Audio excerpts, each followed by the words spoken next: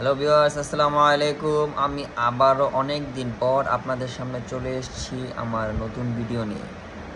তো আজকে আমি আপনাদেরকে বলবো যে আপনারা কেমনে কি করবেন, কেমনে টাকা কামাইবেন, মানুষের পিছনে চাকরি না কইরা কীভাবে ব্যবসা করবেন। তো বিজনেস আইডিয়া চ্যানেলটা তো মূলত এইসব টপিক নিয়ে, যে ব্যবসা বাণিজ্য নিয়ে কথা হইব, এই জায়গায় আর কিছু হইব না। তো আগে আমি মুদি দোকানদারি করতাম, মুদি দোকানের ব্যবসা করতাম, বাট আমি এখন একটা পাইকারি দোকানদার।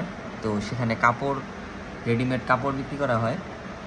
সবাই দোয়া করবেন, আলহামদুলিল্লাহ এই জায়গা ভালোই চলতেছে। মুদি দোকান থেকে রাইখা এখন, কারণ মুদি দোকানে আপনার অনেক ঘিজিমিজি ব্যবসা আর কি, যায় এটা মানে অনেক পরিশ্রম করা লাগে।